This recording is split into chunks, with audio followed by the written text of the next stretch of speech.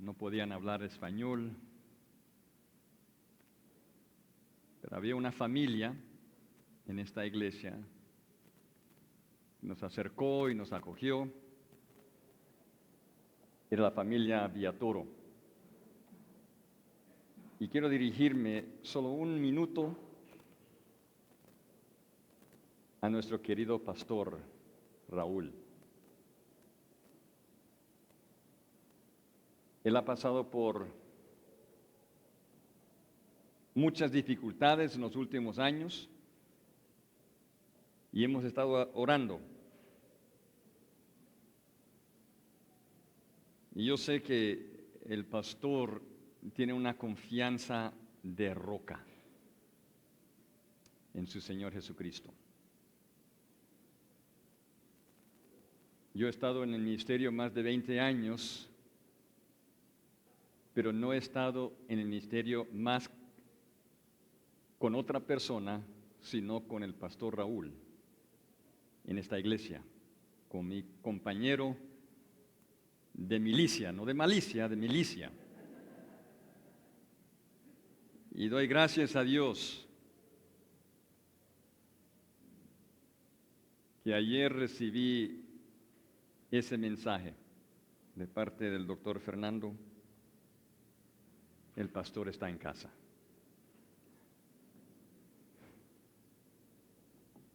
Dios ha sido bueno, hermanos. Dios es siempre bueno. No importando la situación, pero para el Hijo de Dios, Dios es inmensamente bueno. Y damos gracias a Dios que Dios ha dado salud al pastor. Todavía hay mucho que recuperar, pero pastor, le amamos y sigamos orando por ti. Quiero comenzar, hermanos, esta mañana en el primer capítulo de la Biblia. Génesis y el capítulo 1. No es el capítulo que vamos a estudiar esta mañana, pero nos da una buena introducción a lo que vamos a estudiar.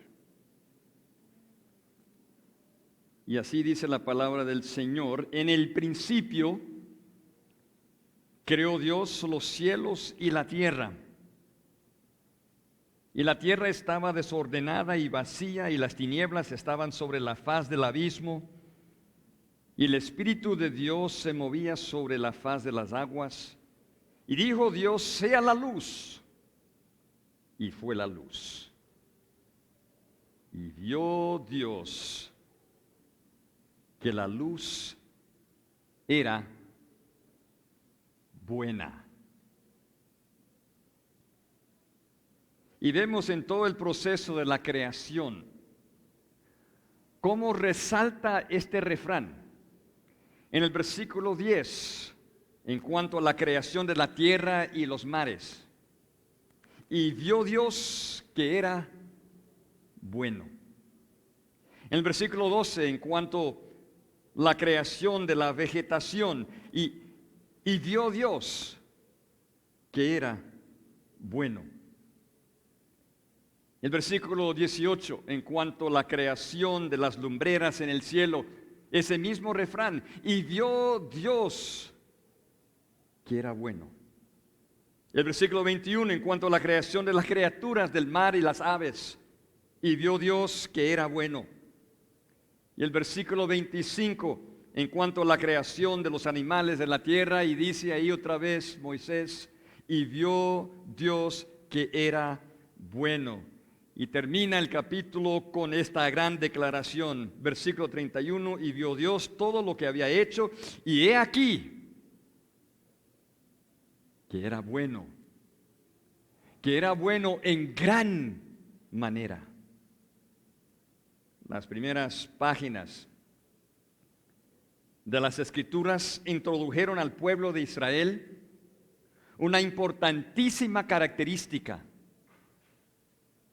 del Dios soberano. El versículo 1 clara y contundentemente presenta a Dios como el soberano. como el creador. Y esto resalta obviamente su soberanía sobre toda su creación. Él tiene el derecho y control sobre todo. Él lo creó. Pero no solo es soberano, todo lo que Él hace es bueno. Es bueno. Él es un soberano bueno, que hizo todo bueno. Pero vemos en el capítulo 3 que se introdujo lo malo en cuanto o cuando la serpiente engañó a la mujer y el hombre hizo caer toda la raza humana cuando comió la fruta del árbol de la ciencia del bien y el mal. Las circunstancias, las condiciones del ser humano cambiaron radicalmente, dejándolo como esclavo al pecado. Y aún distorsionó el concepto de bondad, el concepto de lo bueno. Uno de los efectos del pecado lo expresa Isaías en su libro, en el capítulo 5, versículo 20, donde dice: ay de los que a lo malo dicen bueno y a lo bueno malo, que hacen de la luz tinieblas y de las tinieblas luz, que ponen lo amargo por dulce y lo dulce por amargo. Pero hermanos, Dios nunca cambió. Dios se mantuvo y se mantiene en su bondad. Y esta bondad siempre se extiende a sus hijos. Hermanos, esto es lo que queremos apreciar esta mañana. Queremos enfocarnos en la gran bondad de Dios.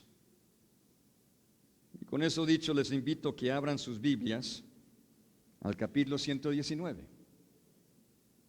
del libro de los Salmos. Mi oración es que podamos apreciar en gran manera la amorosa bondad de nuestro Dios al estudiar esta porción de las Escrituras, que es la novena estrofa de este salmo. Y sigue la lectura conmigo en los versículos 65 al versículo 72.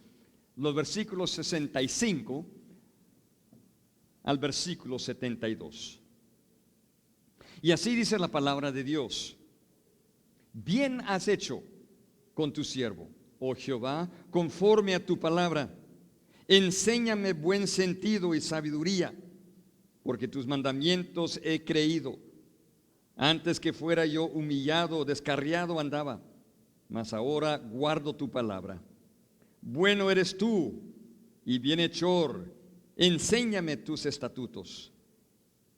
Contra mí forjaron mentiras los soberbios, mas yo guardaré de todo corazón tus mandamientos. Se engrosó el corazón de ellos como sebo, mas yo en tu ley me he regocijado. Bueno me es haber sido humillado, para que aprenda tus estatutos. Mejor me es la ley de tu boca que millares de oro y plata. Espero, hermanos, que este estudio ha sido de gran bendición al meditar en la grandeza y la centralidad de la palabra de Dios, como lo expresa este salmista, quien era un siervo de Dios, un siervo cuya pasión y amor es de conocer y conformarse al Dios de las Escrituras. Y él lo expresa en una magnífica obra literaria, como ya hemos visto, con 22 estrofas, cada una representando una letra en el alfabeto hebreo. Y también vemos su uso de diferentes palabras para referirse a lo que él tenía y lo que tenemos también, la palabra de Dios. En cada estrofa el salmista intercambia estas palabras sinónimas para resaltar los diferentes aspectos en cuanto a las Escrituras. Bueno, hasta este punto hemos estudiado las primeras 8 estrofas y sería apropiado para dar resumen de cada estrofa en forma de su tema principal. La primera estrofa es la primera letra en hebreo, es la estrofa Aleph, los primeros 8 versículos. Aleph tiene que ver con la palabra que es la prioridad de nuestra vida. La siguiente estrofa es la estrofa Bet, los versículos 9 al 16, y habla de la palabra, nuestra guardia contra el pecado. La estrofa Gimel, los versículos 17 al 24, habla de la palabra, el consuelo ante la persecución. La estrofa Dalet, los versículos 25 al 32, habla de la palabra como nuestra fortaleza en tiempos de angustia. La estrofa Hei, los versículos 33 a 40, habla de la palabra como nuestra guía esencial para toda la vida. La estrofa Vav, versículos 41 al 48, habla de la palabra como la provisión para un testimonio efectivo. La estrofa Zayin, los versículos 49 al versículo 56, la palabra como el impulso para nuestra lealtad a Dios. Y la última estrofa que hemos estudiado, los versículos 57 al versículo 64, la estrofa Het, la palabra como la promesa de la suficiencia del Señor. Bueno, he titulado la estrofa que nos toca hoy, la palabra, la expresión de la bondad del Señor. La palabra, la expresión de la bondad del Señor. La letra representada en esta estrofa es la letra Tet, que tiene el sonido de T como Tomás. Como lo ha hecho en las estrofas anteriores, el salmista aprovecha el uso de esta letra para presentar una palabra clave en el hebreo. Esa palabra es la palabra Tov. Tov significa bueno o bien, o si lo vemos en su forma sustantival, sería bondad. Quizás haya oído el saludo común en el hebreo, que al acercarse a uno en la mañana le dice Boker Tov, buenos días o buen día. Bueno, 5 veces el uso de esta palabra aparece en esta porción de las Escrituras, la palabra Tov. Y obviamente esto resalta la verdad, no solamente de bondad en general, pero la bondad específicamente del Señor. Así comienza estos 5 versículos en el hebreo. Versículo 65, bien has hecho. El versículo 66, buen discernimiento. Versículo 68, bueno eres tú. Versículo 71, bueno es para mí. Y versículo 72, bueno es para mí. También observamos que el salmista sigue mencionando su condición afligida, su condición atribulada. Pero en esta ocasión, no solo nos habla de sus circunstancias externas, esas condiciones externas que le estaba agobiando intensamente, sino también en esta estrofa, él expresa una condición interna que le había cargado fuertemente, y es decir, su pecado personal. Entonces, con esto dicho, lo que vamos a ver en esta estrofa son 2 situaciones en la cual la bondad de Dios se manifiesta. Dos situaciones en la cual la bondad de Dios se manifiesta para que vivamos una vida agradecida. Dos situaciones en la cual la bondad del Señor se manifiesta para llevarnos a vivir una vida constantemente agradecida. En los versículos 65 al versículo 68 lo que vemos es la bondad de Dios manifestado en relación con el pecado personal. Y el versículo 69 a 72 vemos que la bondad de Dios se manifiesta en relación con el ataque personal. Primero, la bondad de Dios se manifiesta en relación con el pecado personal, versículos 65 a 68. Y segundo, la bondad de Dios se manifiesta en relación con el ataque personal. Hoy, como ha sido mi costumbre, solo vamos a ver la primera de estas dos situaciones y continuamos la próxima semana con la segunda. ¿Y qué es esta primera? Que la bondad de Dios se manifiesta en relación con el pecado personal. Mira lo que dice el versículo 65. Bien has hecho con tu siervo, oh Jehová, conforme a tu palabra. Como ya hemos dicho, la palabra tov, es decir, la palabra bien o bondad, introduce el tema de esta estrofa, la bondad de Dios, la bondad del Señor. Y no se olvide que todo este salmo, como ya hemos lo visto también, todo este salmo es una oración.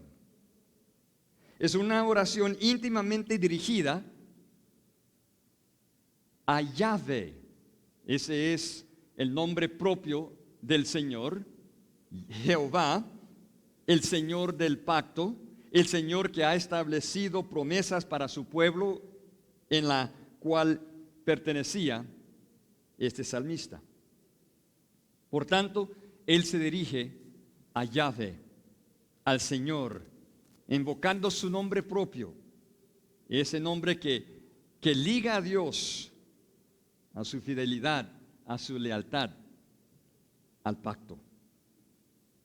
Ahora, en estos primeros 4 versículos, es el versículo 67 que establece el contexto o la situación en la cual la bondad del Señor se manifiesta para este salmista. Mira lo que dice el versículo 67. Antes que fuera yo humillado, descarriado andaba. Descarriado andaba. Y cuando dice descarriado andaba, el salmista expresa su condición pecaminosa. No sabemos exactamente todos los detalles de esta condición, pero sí fue algo que le estaba cargando. Y es en este contexto, en esta situación, que se debe considerar las expresiones del salmista en estos 4 versículos. Y al orar a Jehová, a Yahvé, el salmista es bien consciente que por haberle fallado, él no merece la bondad del Señor. Por tanto, teniendo en mente la bondad del Señor en este contexto, quiero motivarles, hermanos. Quiero motivarles a ser profundamente agradecidos al considerar 4 provisiones de la bondad del Señor. 4 provisiones de la bondad del Señor. Y la primera es: la bondad del Señor provee un trato personal. La bondad del Señor provee un trato personal al pecado. Dice el versículo 65, bien has hecho con tu siervo, oh Jehová. Observen esa frase preposicional, con tu siervo. Esa preposición que el salmista usa ahí, con, hay diferentes preposiciones que significa con, pero él usa esta preposición que da la idea de una relación íntima con Jehová.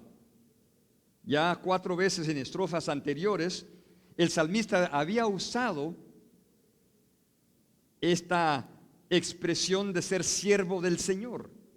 Lo vemos en el versículo 17, el versículo 23, el versículo 38 y el versículo 49. En el hebreo esta es la misma palabra para referirse no solamente a un siervo, pero a un esclavo.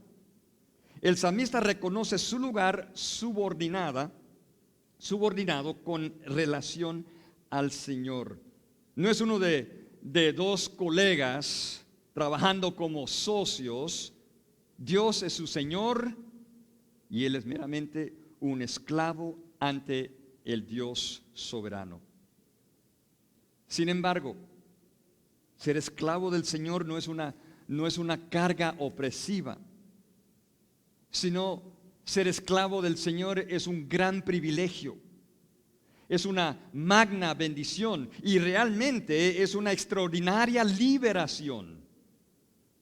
Ser esclavo del Señor le libra de ser esclavo al pecado para que sea un esclavo de justicia. Esto me trae a mente las palabras de Pablo en Romanos capítulo 6, ¿se acuerdan? Particularmente los versículos 16 al 18.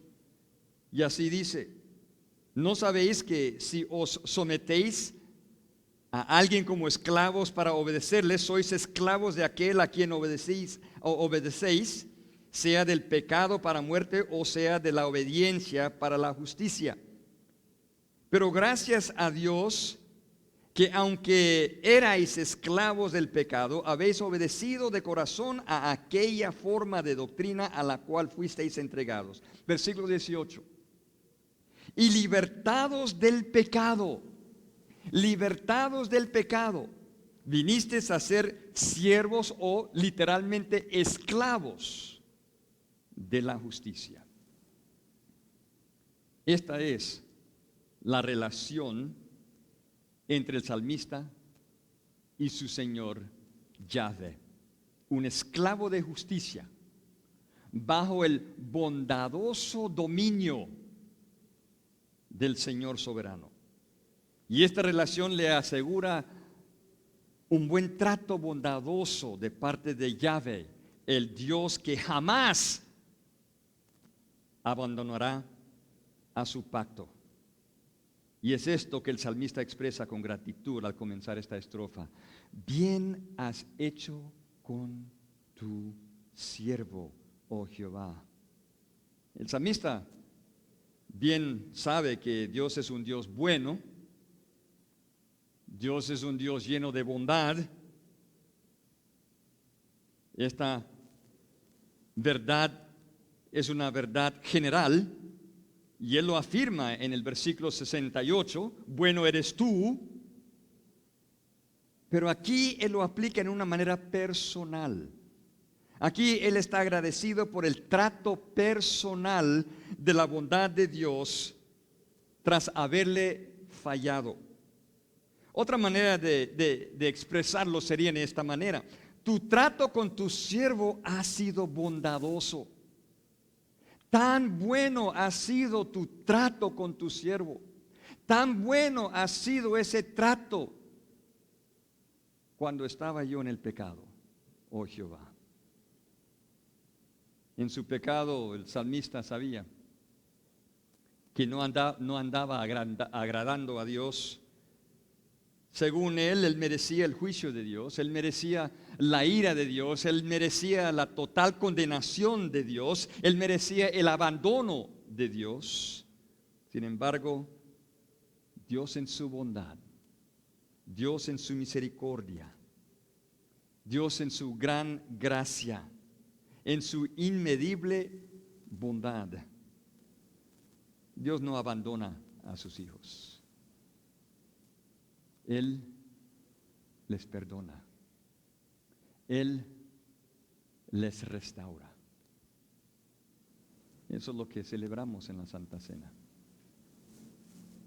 El gran, bondadoso Dios nos ha rescatado, nos ha perdonado, nos ha restaurado a través de Jesucristo, su Hijo. Y el salmista reconoce que esta bondad, esta bondad se manifestó en un trato específico, en su trato personal para restaurarlo del pecado. ¿Y cómo fue este trato? Mira lo que dice el texto. Tu trato con tu siervo ha sido bondadoso, oh Jehová. Y mira la última frase ahí. Conforme a tu palabra. La bondad del Señor es conforme a la palabra del Señor. Ahora ya varias veces hemos visto el término palabra, que es uno de los términos sinónimos que el salmista usa para referirse a la palabra revelada del Señor. Este es el término más general de todos los demás. Y ahora el salmista reconoce que el trato personal que la bondad de Dios había provisto no era una bondad conforme a las normas humanas.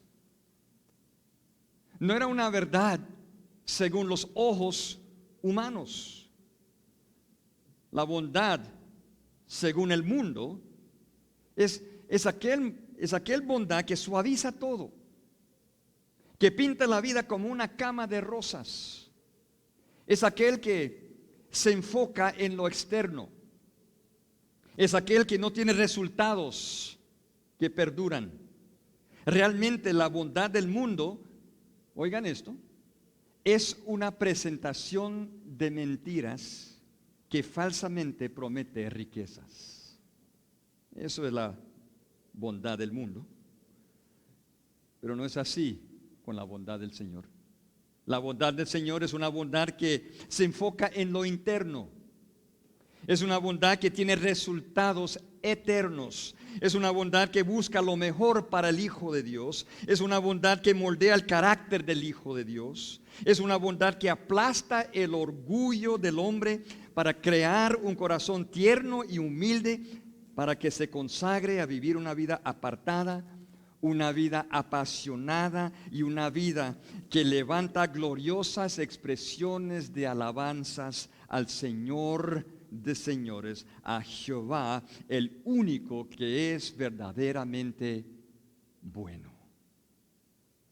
Eso es la bondad que es conforme a la palabra del Señor. Todo esto Dios lo ha revelado en su palabra, una palabra lleno de promesas para sus queridos hijos. Para poder lograr estos eternos resultados, muchas veces la bondad de Dios no parece tan buena, específicamente para corregir a un hijo descarriado.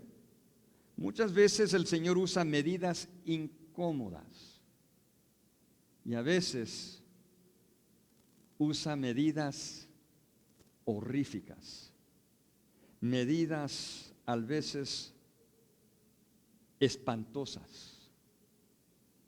Pero todo, hermanos, escuchen bien, todo es la manifestación de la bondad del Señor. Un ejemplo de la bondad de Dios revelada en su palabra es el bien conocido relato de Jonás, cuando se rebeló contra Dios. Bueno, lo saben muy bien el relato. Dios le había llamado a predicar contra esa gran ciudad Nínive, advirtiéndole de una destrucción repentina. Jonás, por su odio a los ninivitas, huyó de este llamado al tomar un barco que le llevara lejos para no tener que predicarles a los ninivitas.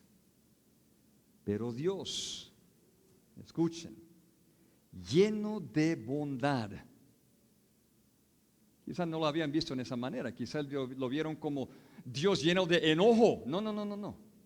Dios lleno de bondad mandó una gran tormenta para comenzar el proceso de restauración para este profeta renuente.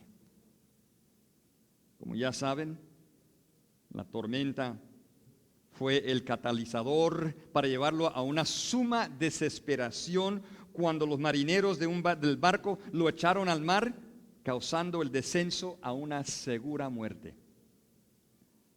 Pero, otra vez, por la bondad de Dios, Jonás experimentó la misericordia de Dios cuando el Señor lo salvó de un horrible ahogamiento. En el capítulo 2, versículo 1 y el versículo 2 de Jonás, vemos su expresión de agradecimiento. Dice así: entonces oró Jonás a Jehová su Dios desde el vientre del pez y dijo: invoqué en mi angustia a Jehová y él me oyó. Desde el seno del Seol clamé y mi voz oíste. La bondad de Dios fue manifiesto en oír los clamores de Jonás. Pero observen que el mismo Dios que lo oyó, el mismo Dios que lo salvó, es el mismo Dios que estaba directamente involucrado, estaba participando, estaba causando las circunstancias de la cual necesitaba Jonás ser salvo. Y Jonás lo reconoció. Mire el versículo 3 de Jonás 2. Me echaste, tú Jehová, me echaste a lo profundo. Fue Dios mismo que lo echó. Él no atribuía su echada a los marineros, pero a Dios.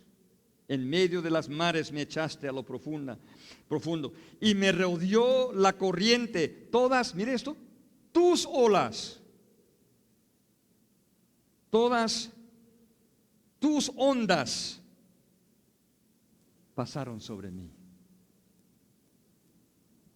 Jonás sabía que la misericordia de Dios no era solamente al salvar de este horrible agobamiento, pero todo el proceso, todo el trato a este profeta renuente era por la bondad de Dios. La bondad de Dios manifestado en todos los detalles de la tormenta y el gran pez fue un trato personal al pecado de Jonás. Este profeta reconoció que esto era la vara y el cayado del Señor para infundir aliento, como dice David en Salmo 23, 4. La vara y el cayado. Si ven ese salmo, obviamente tiene imágenes de el pastor con sus ovejas. Jehová es mi pastor. Y describe ahí David cómo el pastor, el buen pastor, usa la vara y el cayado, que inflige ahí dolor. ¿Para qué? Para infundir aliento. Y Jonás reconoció que no merecía esta bondad redentora del Señor.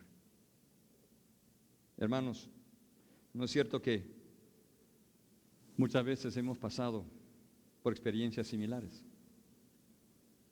El verdadero Hijo de Dios cuando peca debe sentir ese peso de la culpa.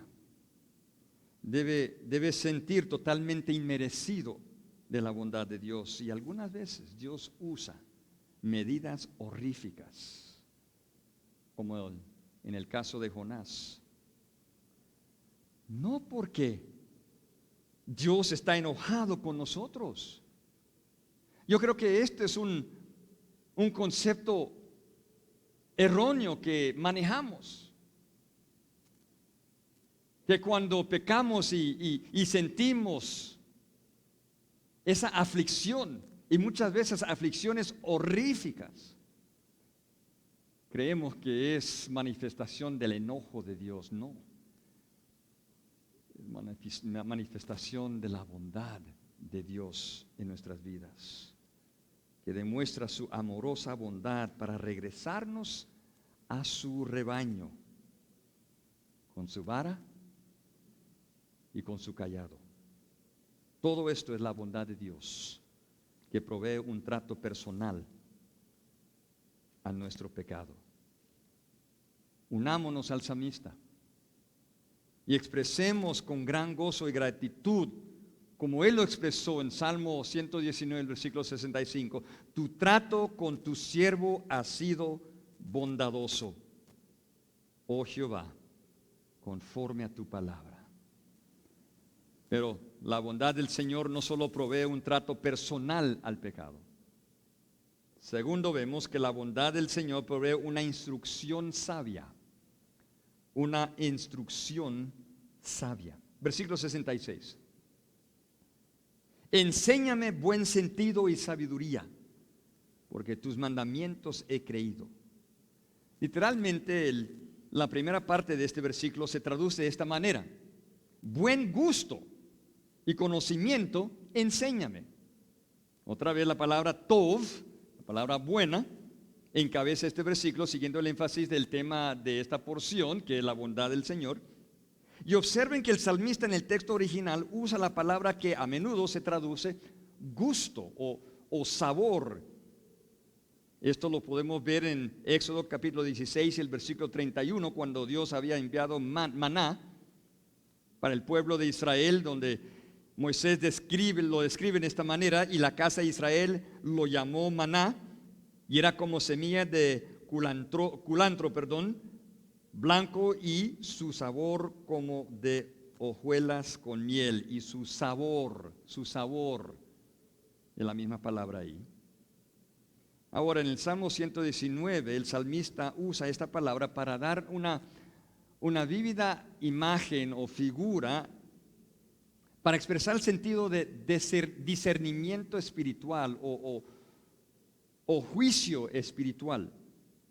Tal como las papilas gustativas de la lengua o el paladar se usan para determinar o discernir un buen o mal sabor de la comida o la bebida, la palabra de Dios es el estándar, es la norma para discernir lo bueno y lo malo.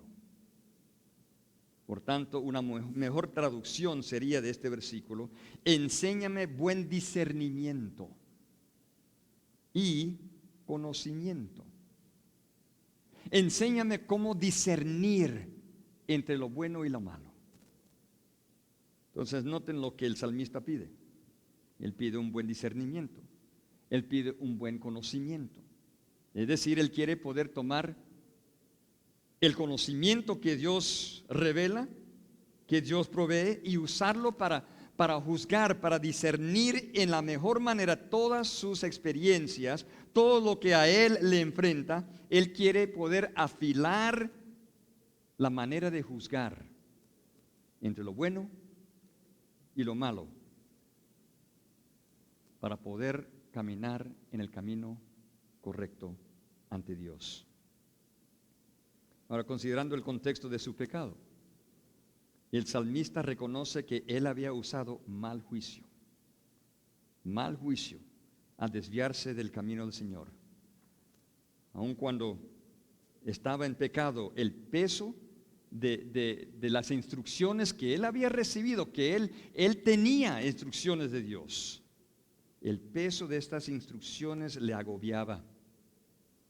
Pero ahora, ya que se ha arrepentido, sus ojos se han abierto para ver cuán veraces y cuán confiables son los mandamientos del Señor.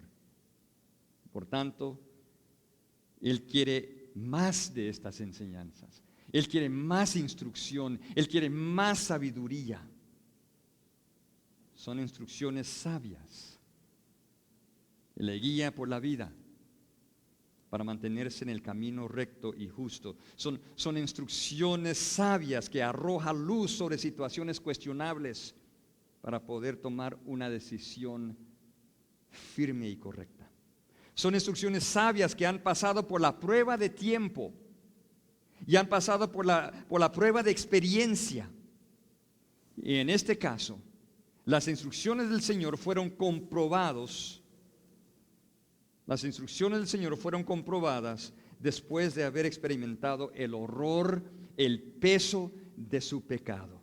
Por eso Él agrega a esta petición esta frase: enséñame buen discernimiento y conocimiento, porque tus mandamientos he creído. Otra manera de traducirlo sería: porque en tus mandamientos he confiado. He puesto mi confianza en tus mandamientos. Los mandamientos del Señor nunca fallan, hermanos.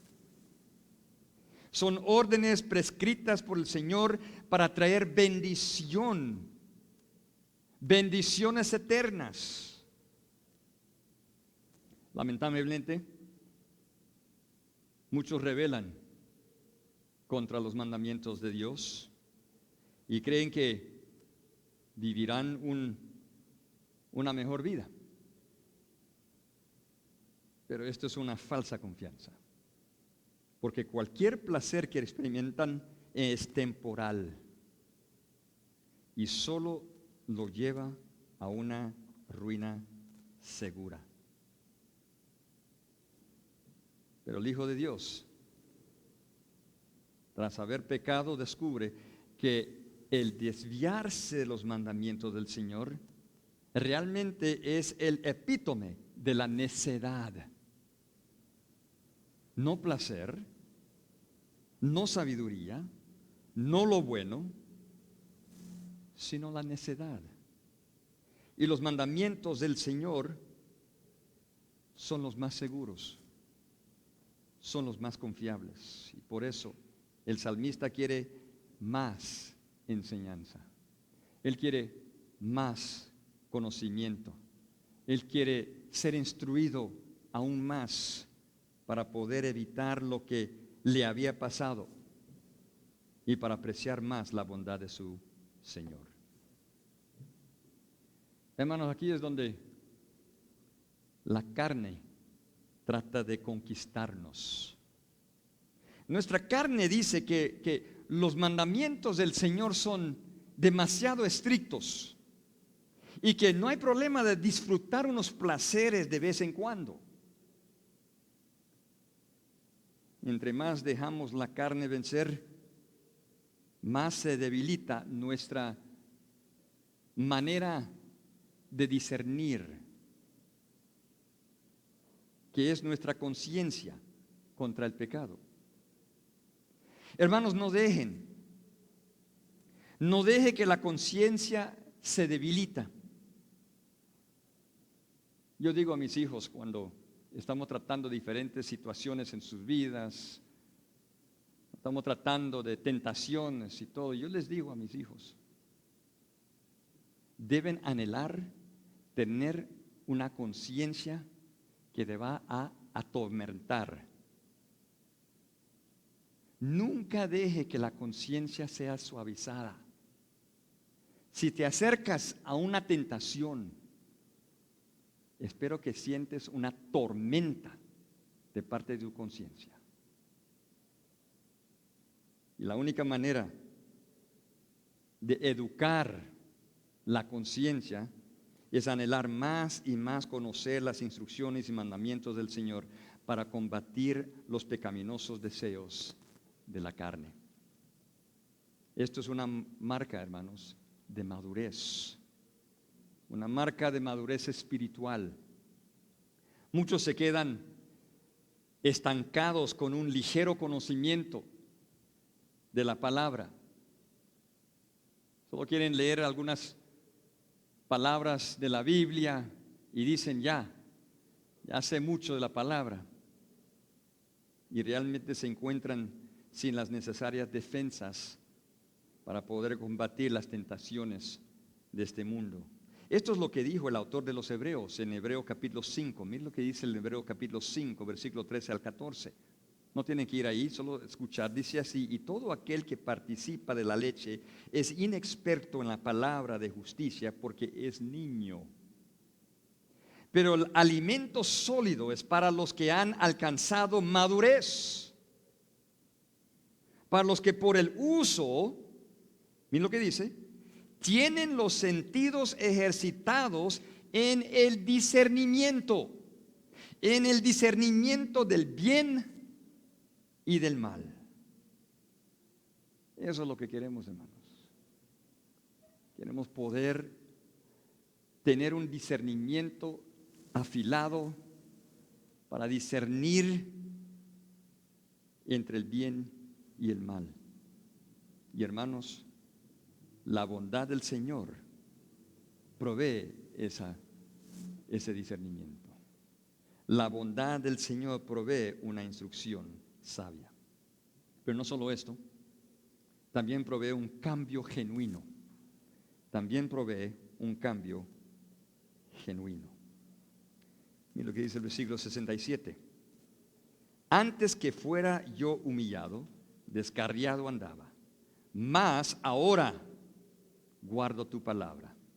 Aquí es donde encontramos un breve testimonio del salmista, donde él da la confesión de su pecado. Es interesante el término que usa para describirlo, la palabra descarriado. Esta palabra lleva un sentido más suave, interesantemente, en cuanto a la severidad del pecado. No se refiere necesariamente a una rebelión intencional o una rebelión formal contra la autoridad de Dios. Más bien puede indicar un pecado cometido por ignorancia o un pecado cometido en un tiempo de debilidad. Pero de todos modos, hermanos, como sabemos, pecado es pecado. Aún para el Hijo de Dios y ante los ojos de Dios, el pecado es una infracción seria, no importando la severidad del pecado. Es una infracción seria contra el Dios Santo y ese pecado debe ser tratado. Además de esto, cuando estudiamos el original del texto, la construcción gramatical le da de entender que este estado de andar descarriado duró por un tiempo. La Reina Valera lo traduce bien: descarriado andaba. Descarriado andaba. Por un tiempo el salmista andaba en este estado de ser descarriado. Sin embargo, él claramente expresa que hubo un cambio al darnos un cuadro del antes y el después. Dice el versículo 67, la primera parte: antes que fuera yo humillado. Ahora, la palabra humillado tiene el sentido de afligido, realmente la palabra aflicción, afligido. Y aquí es donde encontramos lo que Dios usó para regresar el salmista al camino correcto. Esta aflicción fue la vara y el cayado, el instrumento de Dios para conformarlo a él y corregirlo cuando estaba en pecado. Y a través de esta aflicción el Señor obró en su corazón para aplastar su orgullo. Y Él lo humilló. Lo humilló al punto de arrepentimiento. Por tanto, la traducción de la Reina Valera es válida. El salmista fue humillado para ser restaurado. Y así podemos ver este proceso de sucesos, de cómo se llevó a cabo este cambio genuino. Primeramente, él andaba descarriado en su pecado, quizás aún disfrutándolo. De repente fue afligido. Había experimentado una aflicción de una manera u otra, pero era por la bondad de Dios. Y por tanto, fue humillado para arrepentimiento. Pero vemos otro suceso en este proceso. Miren la segunda parte del versículo 67. Mas ahora guardo tu palabra. Aquí vemos la manifestación de este arrepentimiento. El salmista declara su compromiso de obediencia. Esta es la meta, hermanos. Este debe ser el necesario resultado del arrepentimiento. Guardar la palabra del Señor.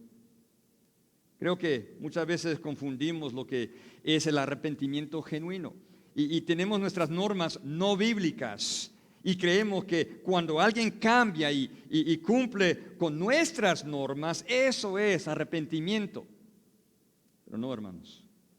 El cambio genuino no ocurre hasta cuando conocen las normas de Dios, las normas de la palabra de Dios, y cuando con todo corazón se comprometen a cumplir esas normas del Señor. Y todo este proceso es debido a la bondad de Dios, porque la bondad del Señor provee un cambio genuino. Hermanos, asegurémonos que nuestro arrepentimiento es conforme a las normas, al estándar de la palabra de Dios, y que llevemos a cabo sus normas, no importando el costo. Esto es lo que agrada a Dios. Ya por último, la bondad del Señor no solo provee un trato personal, no solo provee una instrucción sabia, no solo provee un cambio genuino, sino que también provee una afirmación gloriosa. Una afirmación gloriosa. Versículo 68. Bueno eres tú y bienhechor, enséñame tus estatutos. Esta es la tercera vez donde la palabra hebrea tov encabeza el versículo para mantener el tema de la bondad del Señor. Y no hay duda de que el salmista, al contemplar todo lo que él había experimentado en el proceso de esta restauración, hace una afirmación gloriosa que resalta lo único que es Dios. Dios no solo hace bien, y eso bien lo sabe, sino que Él es bueno. En otras palabras, esto es su naturaleza. El bien que el Señor desempeña fluye de la naturaleza de bondad que caracteriza al Señor. Dios es bueno. Jamás hay en su naturaleza algo malo. No sé si lo hayan pensado de esta forma, hermanos, en cuanto a esta gran verdad. Nada, oigan esto, escuchen esto, nada de Dios sería esperanzador para nosotros, sus hijos, si Él no fuera bueno. No tenemos ninguna esperanza si Dios no fuera bueno. Por ejemplo, si fuera soberano, y bien lo es, pero no bueno. Imagínense, soberano, pero no bueno. Él sería un dictador opresivo y todos nosotros terminaríamos destruidos. Pero porque Él es soberano y bueno, y no solamente bueno, hace bien, y el bienhechor dice, podemos tener la esperanza que todas las cosas nos ayudan a bien. Todas las cosas. Por ser un buen Dios, todas las cosas nos ayudan a bien, como dice Romanos 8, versículo 28. Su bondad siempre nos llevará al bien máximo. Como hijos de Dios tenemos la máxima esperanza. Podemos afirmar lo singular, lo único que es Dios en su bondad. No hay, escuchen eso, no hay nadie bueno como Él. Él es el único, máximo, bueno. Cuán glorioso, hermanos, es esta gran verdad. Por lo tanto, el anhelo nuestro para profundizarnos más en esta bondad única debe ser la petición del salmista en la última frase de este versículo: enséñame tus estatutos. Enséñame esas grandes verdades grabadas permanentemente para caminar en el buen camino del buen Dios. Esto debe ser nuestro gran anhelo, hermanos. Que Dios nos enseñe más de su palabra para aprender más de su bondad. Pero quizás algunos no conocen a Dios, no conocen su bondad, porque no ha experimentado esa salvación que bondadosamente Él entrega a aquel que pone su fe en Jesucristo. Dios, el Santo Dios, como ya hemos dicho, Él es bondadoso. Él envió en gran bondad su Hijo Jesucristo para vivir en esta vida una vida justa, una vida impecable. Pero como lo hemos celebrado, Él murió una muerte injusta, Él murió una muerte cruel, pero con el propósito de extender la bondad de Dios a aquel pecador arrepentido. Solo necesitamos depositar nuestra fe, nuestra confianza en Jesucristo, quien murió y resucitó para darnos la vida eterna. Si hay alguien aquí que no conoce a Cristo de esta manera, por favor, hable con uno de los pastores. Hoy puede ser el día de tu salvación y puedes recibir esa gran bondad del Señor. Bueno, esta mañana hemos visto cómo Dios nos bendice con 4 provisiones de su gran bondad en relación con el pecado personal.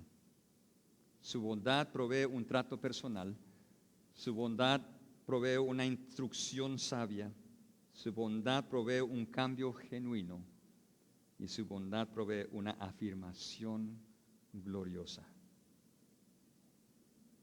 Mira cuán bondadoso es nuestro Señor. Espero que esto está en su corazón, hermanos. Servimos y adoramos un Dios bueno. Y específicamente en el contexto de mi pecado, de mis muchas faltas, Dios en su bondad extiende estas provisiones. La gracia del Señor es bondadoso. La gracia del Señor es mayor. Oh, que esta bondad nos lleva a una vida constantemente agradecida a Yahvé, el Dios lleno de bondad. Oremos. Gracias, Señor, por su bondad. Y sabemos, Señor, que a menudo te fallamos. Y te agradecemos, Señor, por ese proceso bondadoso de restaurarnos,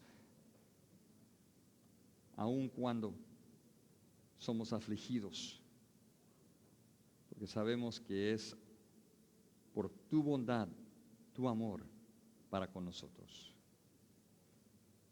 Ayúdanos entonces, Señor, vivir más consagrados a ti y vivir con gran agradecimiento. Gracias que cuando nuestras faltas son muchas, su gracia es mayor. En el nombre de Cristo oramos. Amén.